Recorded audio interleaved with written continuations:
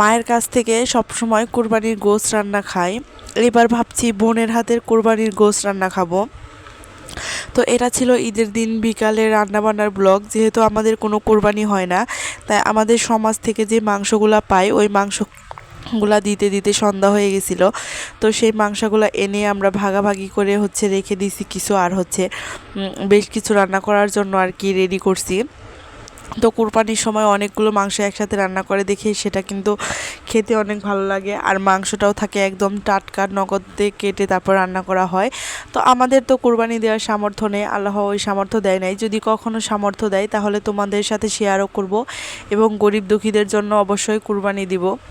তো আল্লাহ চাই যাতে আল্লাহর কাছে চাই যাতে আল্লাহ আমার এই আশাটা পূর্ণ করে। আল্লাহর কাছে অনেক স্বপ্ন, আমি গরিবদের পাশে থাকতে চাই, এটাই হচ্ছে আমার সবথেকে বড় স্বপ্ন।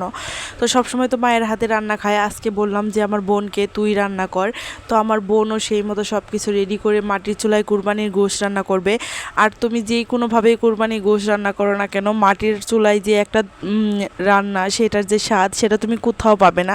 তুমি কারেন্টের চুলায় রান্না করো বা প্রেশার কুকারে রান্না করো বা গ্যাসে রান্না করো, যেভাবে রান্না করো, তো মাটির চুলার রান্না আমার কাছে অনেক বেশি ভালো লাগে। তো আমার মায়ের হাতেও রান্না ভালো লাগে। তো আমার মা আমার বোনকে এবং আমাকে দুজনকে ভালোভাবে রান্না করা শিখাইছে। তো আমার বোনের রান্না এবং আমার মায়ের রান্না প্রায় সেম সেম। তো আমার বোন কিন্তু আমাদের সংসারে সব কাজই করে। ও বলতে পারো একটা সংসার খুব সুন্দরভাবে সামাল দিতে পারে, কিন্তু আমি পারি না।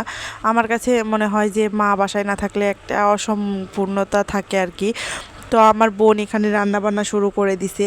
আর রান্না তোমাদের সাথে কি শেয়ার করব, সবাই তো অনেক মজা করে রান্না করতে পারো, তো তোমাদেরকে রান্না শিখাই না, যেটা আমার বোন রান্না করতেছে সেটাই তোমাদেরকে দেখাইতেছে আর কি। তো তারপরে রান্না করতে করতে দুই বোন মিলে চিপস খেয়ে নিলাম। ঈদ মানে তো শুধু খাওয়া দাওয়া আর ঘোরাঘুরি।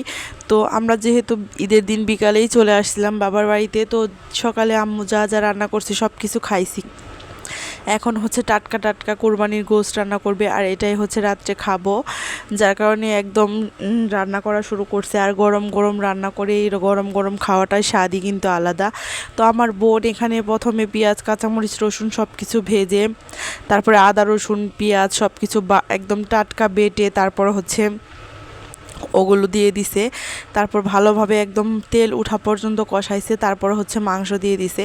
তো আমাদের বাড়িতে সবসময় মাংস কষিয়েই রান্না করা হয়, মাংস মাখিয়ে রান্নাটা আমরা আসলে পছন্দ করি না তেমন একটা, কিন্তু মাখিয়ে রান্না করলেও ভালোই লাগে। তারপর ভালোভাবে অনেকক্ষণ কষানোর পরে এখানে ঝোলের পানি দিয়ে দিছে, এবার এটাকে রান্না করে নেবে।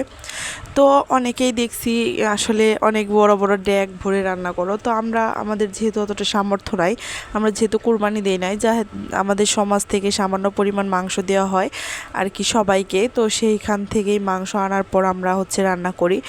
তো ঈদের দিন সকালে তো আর থাকতে পারি নাই বাবা মার সাথে, তাই বিকেল বিকেল চলে আসছিলাম বাবার বাড়িতে। তো এখন আমি রাত্রেবেলা খেয়ে নিতেছি, এখানে আমি পোলাও নিতেছি।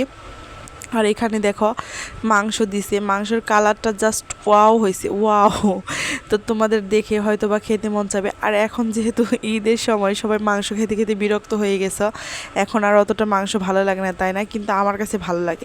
কিন্তু যার আসলে সামর্থ্য নাই তার কাছে ওই জিনিসটা বেশি পছন্দনীয়, আর যাদের আসলে অনেক বেশি আছে তাদেরকে কিন্তু একটু অবহেলিত।